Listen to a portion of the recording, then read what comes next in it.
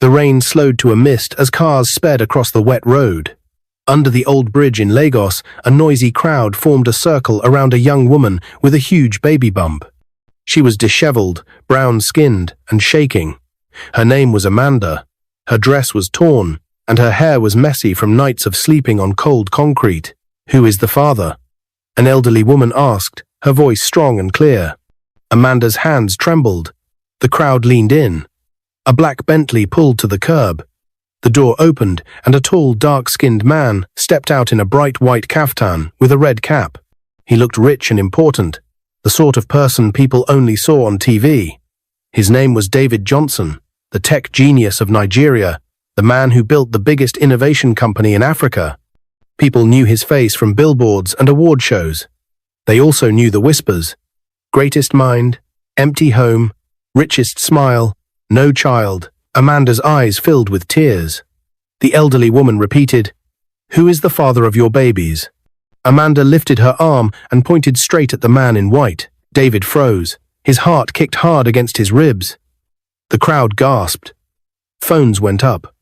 Someone whispered, "Isn't that the billionaire who can't have children?" Amanda swallowed. "He is the one," she said. 8 months ago, he took me from this rain in his car. He took me to his house. And then, it happened. David stood still, water dripping from his cap. He didn't blink. He didn't breathe. He simply stared at the woman under the bridge, at her shaking shoulders, at the way she held her belly like it might fall. And deep inside, a memory he tried to forget woke up and stepped into the light. 8 months ago, back then, Lagos lights looked like stars on the ground. David sat in the back of his Bentley, feeling tired in a way money couldn't fix. He had just received a presidential award for building labs and coding hubs for young people. Cameras flashed. Leaders shook his hand. Everyone said, "Congratulations, sir." But when the doors closed and the night grew quiet, he felt that same empty space inside him, like a wide room with no furniture. He had been married 3 times in 15 years. Each time, he had dreamed of a baby's tiny fingers around his thumb. Each time, doctors said, "Let's try again." Each time, hope cracked a little more. People smiled to his face, then whispered, "Maybe he can't have children." He learned to keep his smile straight and his head high. But nothing filled the silence of his house at night. That night, he asked the driver to stop at a small bar. He took one drink, then another. He told himself, just to sleep faster. When he came out, the rain was heavy, roads flooded. He waved the driver off, "I'll be fine," and slid behind the wheel, letting the wipers fight the rain. Under the bridge, he saw a shape curled against a pillar. He slowed. It wasn't a bundle of clothes. It was a person. A young woman soaked to the skin, hugging herself, teeth chattering so hard he could see it from the car. He pulled over. "Are you okay?" he called.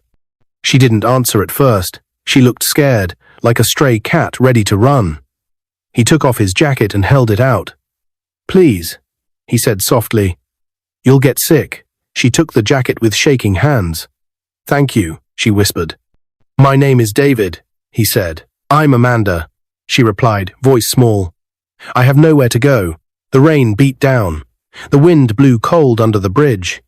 David felt the weight of the night settle on his shoulders.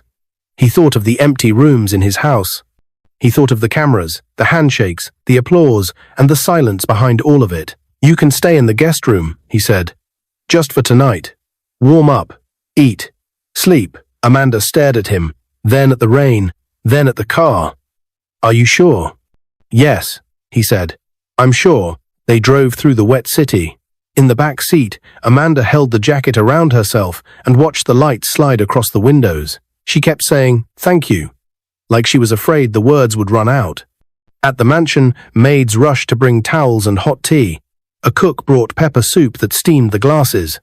Amanda ate slowly, eyes filling with tears she tried to hide. David told the staff, "Prepare the guest room.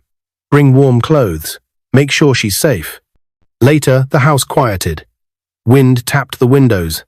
Amanda stood in the hallway, unsure which door was hers. David appeared again, not the mighty billionaire from the news, just a tired man in a white shirt with kind eyes. "Do you want to talk?" he asked. Amanda nodded.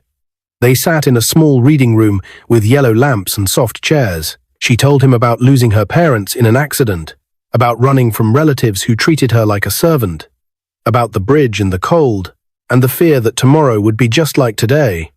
David listened. He told her about the noise of big stages and the quiet of his own table. He didn't speak like a boss. He spoke like a person who was scared to hope again. The clock ticked. The rain slowed. Their voices fell to whispers.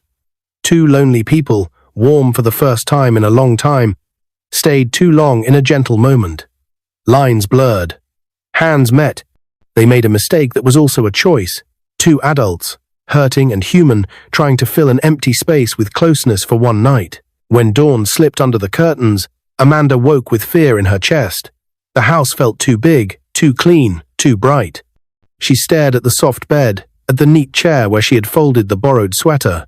Shame and panic rushed over her.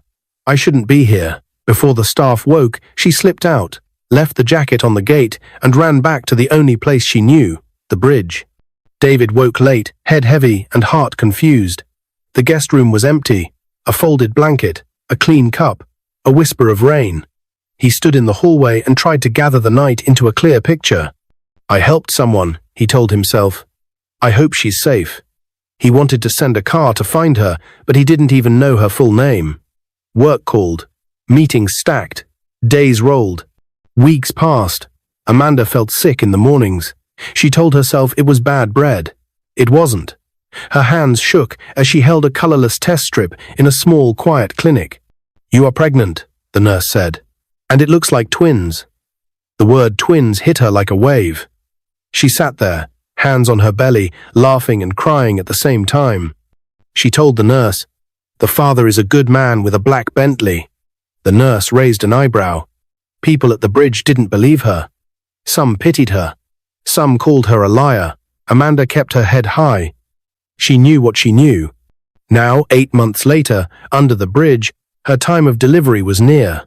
People gathered because Lagos loves a story. Some wanted drama. Some wanted to help. The elderly woman stood close by, firm and kind, like a guard against the cruel words. Who is the father? The woman asked again, and Amanda pointed at him. Back in the present, David's breath returned in a rough rush. He remembered the jacket, the soup, the soft lamplight, the way Amanda's voice had cracked when she spoke about being alone. He remembered the promise he made once, alone in his room. God, please, just one child. The crowd buzzed louder. Is it true? Someone called. Boss David, talk now. Amanda's face twisted. She grabbed her side. A sharp pain sliced through her belly. She bent forward with a cry. It's starting, the elderly woman shouted. Make space. David stepped into the circle without thinking. The crowd fell back. He caught Amanda by the shoulders before she slipped to the wet ground. She looked up at him, eyes full of fear and hope. Please, she whispered, don't leave me. David's voice shook. I won't. Another pain hit. Amanda screamed. People ran to find a taxi. Someone waved. Hospital! Hospital!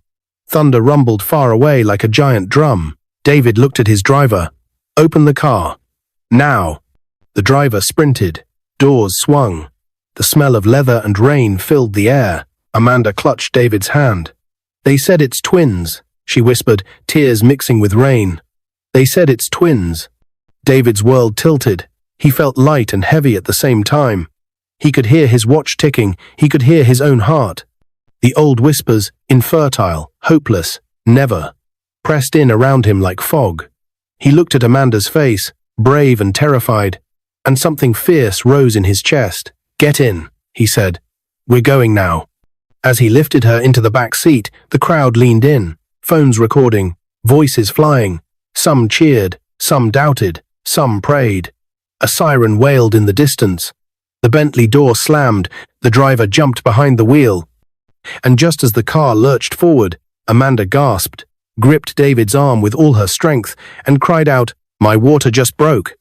The Bentley's tires hissed against the wet asphalt as it pulled away from the crowd. Inside, Amanda's grip on David's arm tightened until her knuckles turned white. Her breath came in short gasps, her wet hair sticking to her face. My water just broke, she panted, eyes wide. David leaned forward. Step on it. He barked at the driver, his calm business voice gone.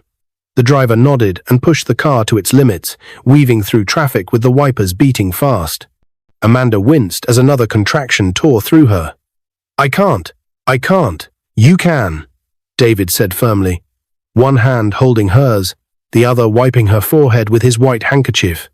The sharp scent of rain mixed with the faint smell of leather inside the car, but beneath it all was the raw, human scent of fear and urgency.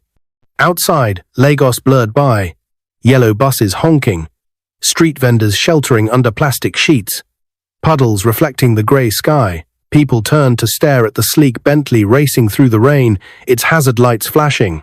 David's mind spun. Twins. She said twins. He had imagined this moment for years, in the privacy of his thoughts, where no one could laugh at him for hoping, and now, against all science, against all the whispered gossip, life had put it in his back seat. He remembered the hurt from the last time he visited a fertility clinic, the cold tone of the doctor, who told him his chances were extremely slim. He remembered the pity in his friends' eyes, the pity in his ex-wives' faces. But now there was Amanda, trembling, holding the proof inside her that the impossible was possible. A sharp cry from Amanda snapped him out of it. We're almost there, he assured her. The hospital came into view, a modern building with bright emergency lights. The driver swerved into the entrance, stopping right at the doors. Nurses rushed out, one pushing a stretcher, another shouting instructions in urgent Yoruba. David scooped Amanda into his arms without thinking. The rain soaked his kaftan, but he didn't care. He carried her inside, his shoes squeaking against the tiled floor. She's in labor, twins, a nurse announced. They wheeled her into the delivery room. David followed until a nurse stopped him at the door. Sir, you can't come in here right now. I'm not leaving her, David said, his voice sharp enough to make the nurse hesitate. You can stay in the waiting area, she said softly. We'll call you if there's any problem. Reluctantly, he stepped back. The door closed, leaving him in the hallway. He sat on the bench, his elbows on his knees, hands clasped tightly. Every few seconds, he glanced toward the door. The sounds came, Amanda's cries, the calm but firm instructions of the doctors, the rolling of equipment. His heart pounded with every noise. He didn't notice the hospital staff whispering and glancing at him. Recognizing the billionaire on magazine covers, the one people said would never have a child. Minutes stretched like hours. Then came the cry. Not one, but two thin, high-pitched wails that pierced the air like sunlight through clouds. David's chest tightened, his eyes blurred. He didn't realize he was smiling until a tear slid down his cheek. A doctor emerged, her face lit with a proud smile. Congratulations, Mr. Johnson, 2 healthy baby girls. The words hit him like a blessing. He stood, shaky, and followed her inside. Amanda lay on the bed, exhausted but smiling faintly. In her arms were 2 tiny bundles wrapped in pink blankets, their faces soft and new, their tiny fists curled like secrets. David stepped closer. May I? Amanda nodded. Carefully, he took one baby in each arm. They were so small he was afraid to breathe too hard. He felt the weight, not just of their tiny bodies, but of years of waiting, years of being told he couldn't have this. Juliana, Amanda whispered, nodding at the baby in his left arm. And Justina, she said, looking at the one in his right. David looked from one face to the other, his voice breaking. Thank you, he told Amanda, for making me a father. But even in this moment of joy, something stirred in the back of his mind. A truth he hadn't yet spoken. A decision that would change everything for Amanda, for the twins, and for him. And as Amanda drifted into a tired sleep, David stood there holding his daughters, unaware that someone else had just learned about their birth and was already on their way to the hospital. The hospital's private ward was quiet, except for the gentle hum of machines and the soft breathing of Amanda as she slept. David sat in the corner, still in his damp kaftan, watching over his daughters. Juliana shifted in her sleep, letting out a tiny sigh. Justina's fingers twitched, gripping the edge of her blanket. For the first time in years, David felt full. The kind of full no award, no business deal, no luxury could give. But that fullness was fragile, like a glass balanced on the edge of a table. He knew one wrong move could send it shattering. He rose, stretched his stiff legs, and stepped out into the hallway to make a call. "Doctor? I want a DNA test done immediately," he said into the phone. "No delays." The request wasn't about doubt. It was about proof. Proof for himself, for the world, for every voice that had called him infertile. He had just ended the call when he noticed a figure at the far end of the hallway. A tall woman in a black, heels clicking against the floor, her red lipstick sharp against her dark skin, her eyes locked on him with a familiarity that made his stomach tighten. It was Claraara, his second ex-wife. David's jaw clenched. "What are you doing here?" Clara's lips curved in a smile that didn't reach her eyes. "Word travels fast, David. I heard there was news." She took a slow step toward him, her heels echoing like a clock counting down. "Twins?" they said. He didn't answer. Her gaze hardened. "You know what people will say, don't you? That it's impossible. That she's lying." Clara's voice lowered to a cold whisper. "I was with you for 5 years. 5 years, David. And nothing. And now some girl from under a bridge gives you 2 at once?" David's hands curled into fists at his sides. "Leave, Claraara." But she didn't. She took another step closer, her perfume filling the space between them. "You've built a life on your name, your image. This story could ruin it. A homeless girl? No marriage? No respectability? You'll be a joke." "She's the mother of my children," David said, his voice low but firm. "And you will not speak about her like that." Something flickered in Clara's eyes. Jealousy, maybe. Or the sting of being replaced in a way she'd never expected. She straightened her blazer. "You think this is the end of the whispers, David?" "It's just the beginning." Before he could answer, a nurse appeared. "Mr. Johnson, the doctor is ready with the results you requested." David brushed past Claraara without another word, following the nurse into a small office. The doctor handed him an envelope. For a moment, David just stared at it, the paper warm from her hands. His fingers trembled as he tore it open. 2 words leapt out at him, like a sunrise breaking the dark. Paternity confirmed. Both girls 100% his. David's knees weakened. He sank into the chair, laughing under his breath. The sound tangled with tears he didn't try to hide. All the years of being told, "You can't," dissolved in that single line of ink. He stepped back into the ward with the results in hand. Amanda was awake now, her hair messy, her face pale but glowing as she fed Justina. "It's official," he said softly. "They're mine." Amanda's eyes glistened. "I told you." David knelt beside her bed. "From today, you and the girls are under my protection. My home is your home." But before Amanda could answer, voices rose in the hallway. Claraara was back, and she wasn't alone. 2 reporters stood beside her, cameras slung over their shoulders, their faces eager for a scandal. David's chest tightened. He moved quickly, standing in the doorway to block their view. "Turn around and leave," he said. One reporter spoke up. "Mr. Johnson, is it true the mother of your children is a homeless woman you picked up in the rain? Does this mean you've been lying about your condition all these years?" Amanda clutched Juliana closer, fear flashing in her eyes. David's voice was steady, but there was steel underneath. "Leave. Now. Or I'll make sure you never step foot in another press conference again." The reporters hesitated, glancing at each other. Claraara smirked, clearly enjoying the scene. "You can't hide them forever, David. Sooner or later, the world will see." David took a step forward, his height and presence filling the space. "Maybe I want them to." Something in his tone made Claraara falter. She turned sharply and walked away, the reporters following reluctantly. When David closed the door, Amanda exhaled shakily.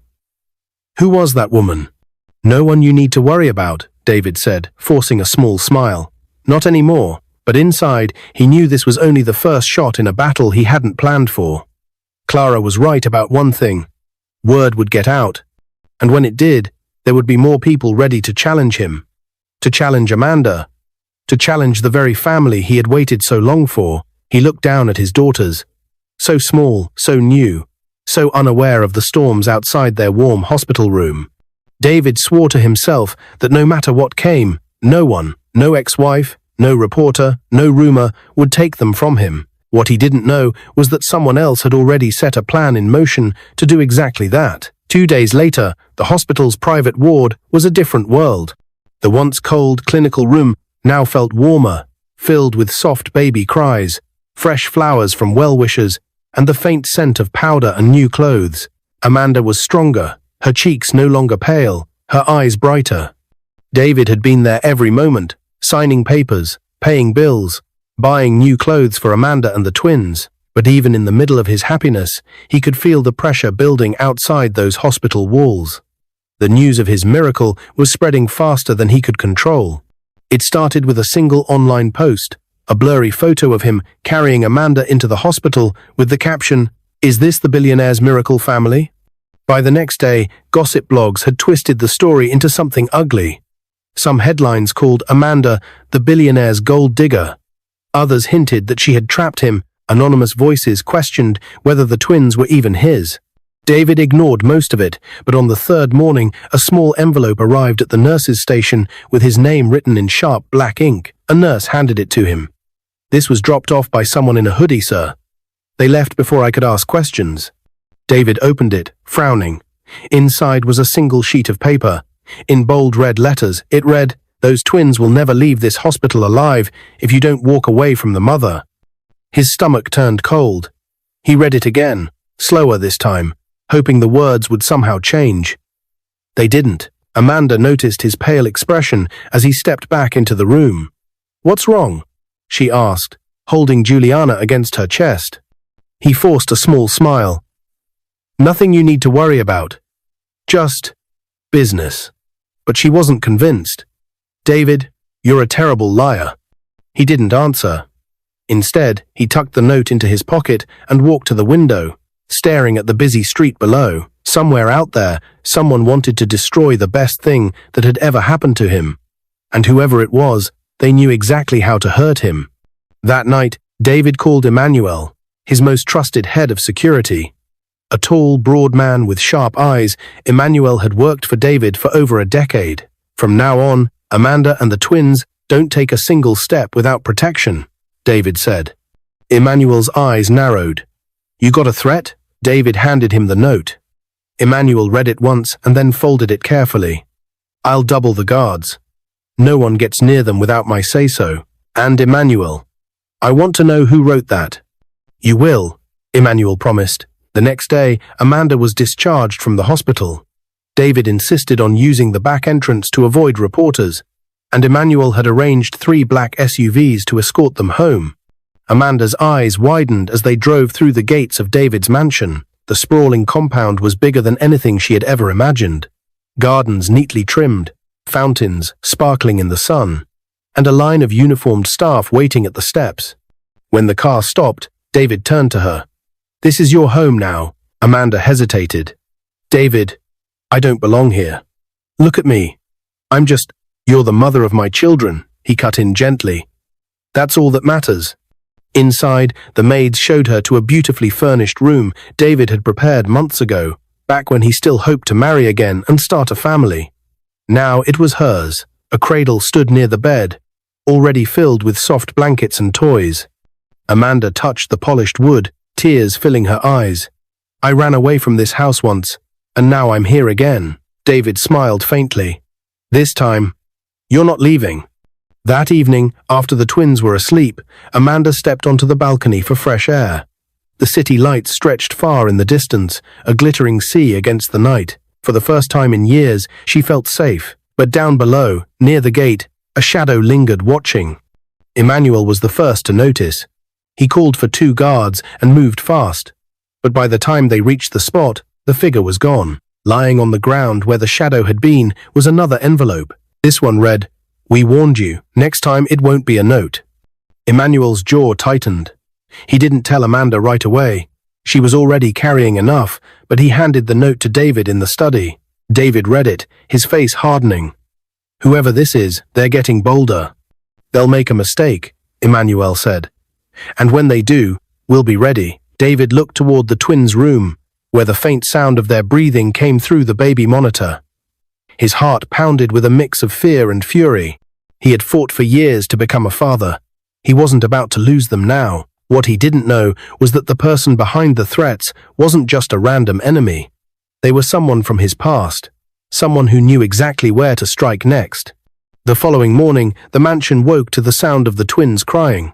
Amanda was already up, rocking Juliana, while a maid gently patted Justina's back. The house smelled of fresh bread and warm milk. On the surface, everything looked calm. But David hadn't slept. He sat in his study with Emmanuel, reviewing hours of security footage from the hospital and the mansion gates. Each clip was scrutinized, faces zoomed in, license plates enhanced. Emmanuel paused one frame. "There," he said, pointing to the grainy image of a figure in a hoodie, slipping away from the hospital side entrance. "Watch closely." The hood shifted slightly, revealing a woman's face for just a second. David's eyes narrowed. He knew that face. "Clara," he whispered. Emmanuel frowned. "The ex-wife?" David's jaw tightened. "She's the only one with enough bitterness to do this, and she knows exactly where to hurt me." That afternoon, David found Amanda in the nursery. She was humming softly, her voice tender and low, as she stroked the twins' cheeks.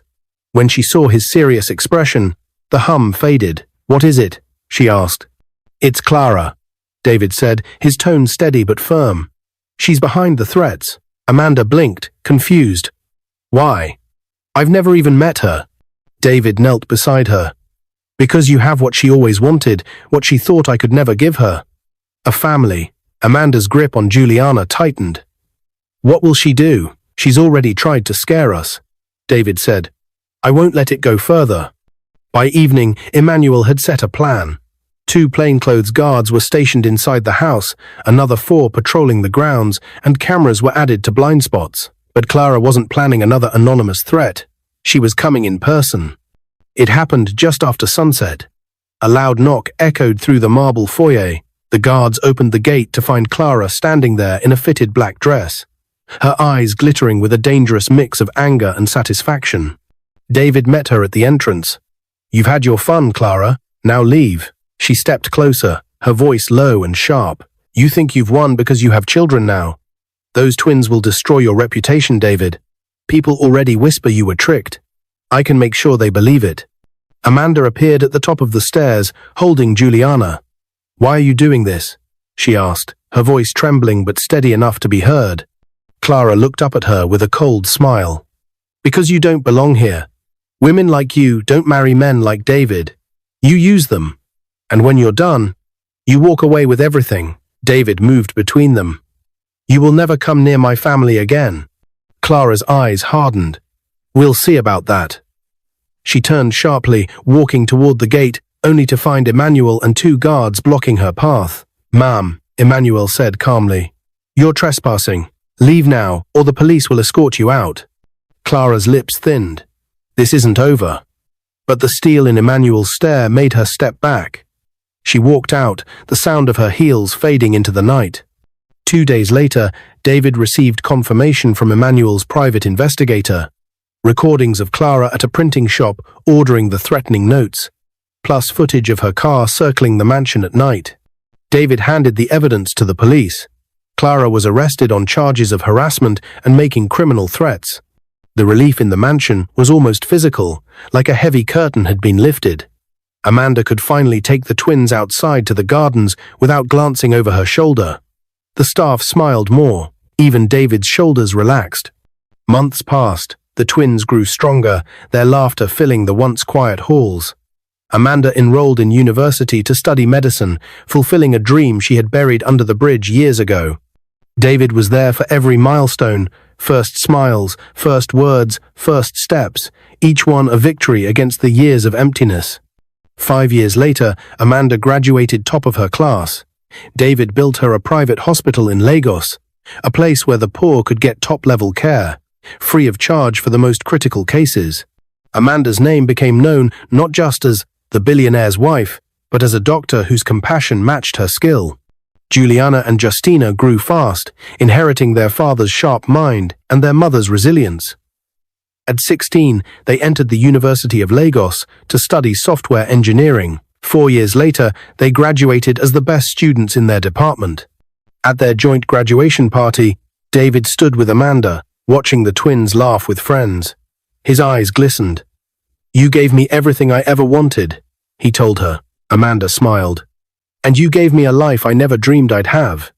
The following year, Juliana married Sam, a talented back-end developer, and Justina married Anderson Emeka, a respected cybersecurity expert. The weddings took place on the same day, under the sprawling white canopies in the mansion's garden.